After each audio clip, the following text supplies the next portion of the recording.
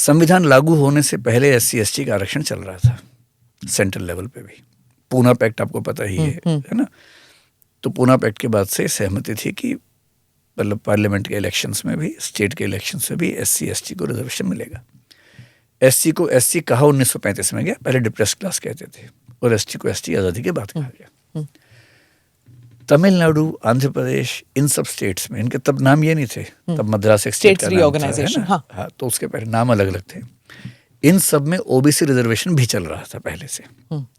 बहुत इंटरेस्टिंग बात है कि रिजर्वेशन आज़ादी के बाद की बात नहीं है। रिजर्वेशन 1902 में शुरू हो गया था, कोल्हापुर में 1902 में हुआ। तब तो SC नाम भी नहीं था, ST नाम भी नहीं था, BC ही था, बैकवर्ड या नॉन ब्राह्मण्स बोलते थे उस समय।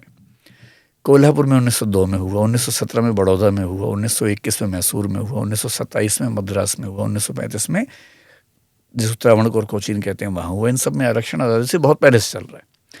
कहीं कहीं नौकरी में चल रहा है, जैसे कोल्हापुर में, बड़ौदा में, मैसूर में नौकरी में हुआ। मद्रास में इलेक्शंस में हुआ पहले 1921 के इलेक्शंस में, फिर नौकरी में हो गया।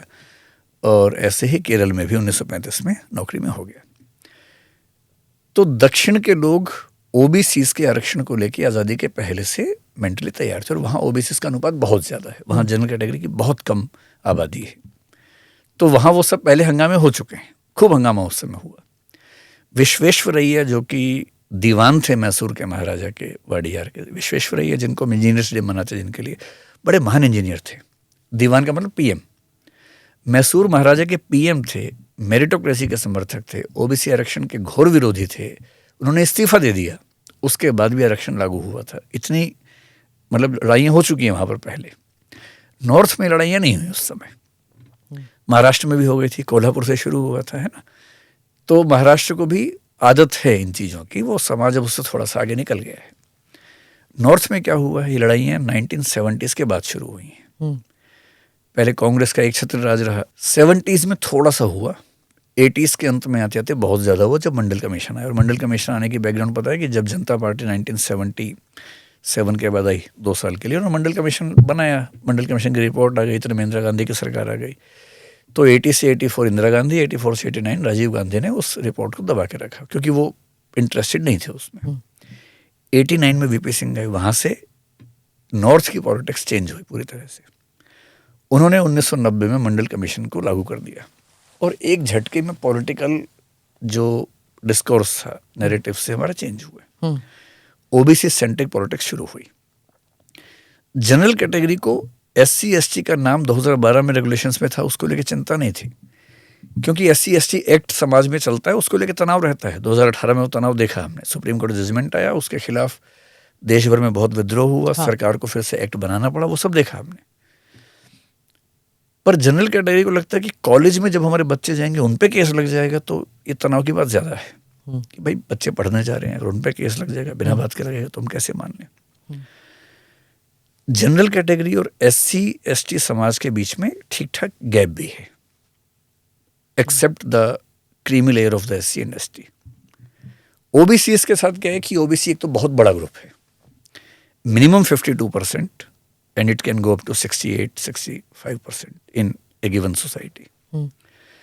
OBC होमोजीनस ग्रुप नहीं है, हेट्रोजीनस है। अब इसमें क्या कि OBC में जो सबसे नीचे लेवल पे हैं वो लगभग SC जैसे लेवल पे हैं। जैसे तेली है, हमारे PM भी उसी OBC कास्ट से आते हैं। आपने कभी नहीं सुना होगा कि तेली लोगों ने बहुत बड़ा खतरनाक आंदोलन पैदा कर दिया है। नंबर भी कम है, सोशल स्टेटस भी कम है। माली है, कुम्हार है, निषाद है, हालांकि निषाद अब थोड़ा पॉलिटिकली होना शुरू हुआ है, लेकिन जनरली आप देखेंगे कि सोशल डिस्कोर्स में बहुत तनाव इनको लेकर कभी होता हो। लेकिन उसी OBC स्ट्रक्चर में जो ऊपर है, जिनको डोमिनेंट कास्ट कहते हैं, अगर आपने M.N. श्रीनिवास को पढ़ा हो, M.N. श्रीनिवास भारत के बहुत बड़े समाजशास्त्री हुए। 1950s में उन्होंने कास्ट सिस्टम को समझने के लिए नया कॉन्सेप्ट दिया, डोमिनेंट कास्ट। पहले की अंडरस्टैंडिंग ये थी कि जो रिचुअलिस्टिक ऑर्डर में ऊपर है उसके पास पावर, ब्राह्मण के पास सारी पावर है, फिर क्षत्रिय के पास है, फिर वैश्य के पास है, शूद्र के पास कुछ भी नहीं है। और शूद्र के भी बाद नंबर 5 पे जो आते हैं उनको SC आमतौर पे कहते हैं। शूद्र का मतलब अम्बेडकर राइट लिटरेचर में शूद्र का मतलब OBC से ज़्यादा होता है। उसके बाद जो नंबर 5 पे हैं, जिनको वर्ण व्यवस्था से बाहर मानते हैं, उनको लोग कहते हैं कि वो SCs मैनेज हैं, डिप्रेस क्लासेज हैं। ये एक इंटरप्रिटेशन है, कुछ लोग दोनों को एक मान लेते हैं। अब आप देखेंगे कि जो लोग इसके टॉप पे हैं, और डोमिनेंट कास्ट का मतलब क्या बताया मैंने श्रीनिवास ने, ऐसी कास्ट जिसके पास न्यूमेरिकल स्ट्रेंथ है, संख्या ज़्यादा है, लेकिन जिसके पास इकोनॉमिक रिसोर्सेज भी ठीक ठाक हैं, लैंड है, बाकी रिसोर्सेज हैं, पैसा भी है। नंबर 3, जो पॉलिटिकली अवेयर भी है, एक्टिव भी है। और चौथा, जो हिरार्किकल ऑर्डर में इतनी नीचे नहीं है कि उसको रोज अपमान झेलना पड़े, मतलब डे टू डे लाइफ में ठीक जिंदगी जीते हैं, खराब जिंदगी नहीं जीते हैं। डेमोक्रेसी आने के बाद उनको रियलाइज हुआ कि हम तो बहुत ताकतवर हैं, हमारे पास तो वोट सबसे ज्यादा हैं। अब मैं कुछ जातियों के नाम बोलूंगा तो हंगामा बहुत और गालियां बहुत पड़ेंगी, लेकिन जो एम एन श्रीनिवास ने नाम बताए, जैसे जाट एक जाति है हरियाणा में, मैं हरियाणा से हूँ, हरियाणा, यूपी, राजस्थान में जाट एक जाति है। अब यूपी में जाट ओबीसी में भी आते हैं, राजस्थान में भी कहीं कहीं आते हैं, स्टेट लिस्ट में, और सेंट्रल लिस्ट में कहीं, हरियाणा में नहीं, सेंट्रल लिस्ट में तो नहीं आ पाए क्योंकि 2014 में दिया गया था, लेकिन बाद में सुप्रीम कोर्ट ने खारिज कर दिया था। सेंट्रल लिस्ट में जाट मेरे ख्याल से कहीं भी नहीं आते, स्टेट लिस्ट में कहीं कहीं आते हैं, जैसे यूपी में आती है। ऐसे ही जो गुर्जर समाज भी कुछ लोग नहीं जानते कि स्टेट लिस्ट अलग है, सेंट्रल लिस्ट अलग है। मैं समझा दूंगा। इसके बाद SC ST में एक लिस्ट होती है, ओबीसी में 2 लिस्ट होती है, मैं समझा दूंगा। ऐसे ही गुर्जर समाज से गुर्जर कहते हैं। ऐसे ही अगर आप देखेंगे उत्तर प्रदेश में यादव हैं, कुर्मी हैं, ये लोग डोमिनेंट हैं, लेकिन ओबीसी में आते हैं। लैंड ओनिंग है, सब कुछ है, पावर है, संख्या है, इलेक्टोरल पॉलिटिक्स में ताकत उनके पास है, बहुत ज्यादा जाति आधार पर, हिरार्किकल बेसिस पे, रिचुअल बेसिस पे बहुत ज्यादा रोजमर्रा की जिंदगी में दमन नहीं होता है, ये सब बेसिस। क्योंकि यादव समाज में तो ये भी है ना कि कृष्ण जी यदुवंशी थे, तो एक ट्रेडिशन वो भी चलता है उनका। इधर मराठा लोग ओबीसी बनने के प्रोसेस में, मराठा जाति भी डोमिनेंट कास्ट है, ओबीसी तो भी नहीं हो पाई है, बड़े सारे हैं। इधर पटेल हो गए गुजरात में, और MP में पाटीदार गुजरात में मुख्य रूप से हैं। अगर आप जाएंगे कर्नाटक में तो वोकालिगा भी, लिंगायत भी, दोनों ओबीसी में आते हैं, दोनों डोमिनेंट कास्ट हैं। मतलब वोकालिगा शायद कुछ, और अगर आप आंध्रा तेलंगाना जाए तो एक और रेड्डी कम्मा, उनकी डिबेट चलती है। केरल में एजवा है। ये सारी जातियां, एम एन श्रीनिवास ने बताया कि ये डोमिनेंट कास्ट की परिभाषा में आती हैं।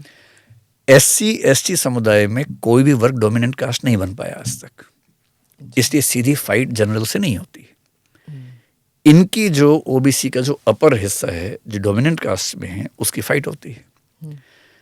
अब उनको लगता है, मैं आपको एग्जांपल देके समझाता हूँ। तो ये बफर था, ये ओबीसी का बफर है। इसलिए बोलते हैं कि नॉर्थ इंडिया में झगड़े कम हुए क्योंकि बफर जोन काम कर रहा था। साउथ में बफर, मतलब साउथ में से थोड़ी सी अलग थी, इसलिए वहां पर झगड़े ज्यादा हुए। नमस्ते, जय Hind. You're watching ANI podcast with Smita प्रकाश। अगर हम उसको मस्जिद कहेंगे तो फिर विवाद होगा। The issue is, टूटा है क्या भारत? 400 पार का मतलब ये है कि संविधान खतरे में है। क्या हम लोग ये निर्देश देते हैं कि फला को गिरफ्तार करके जेल डाल? वही तो कह रहे हैं सब। ये बेबुनियाद निराधार आरोप। सच्चा सुनना चाहो देखो स्मिता प्रकाश ANI, it does not lie।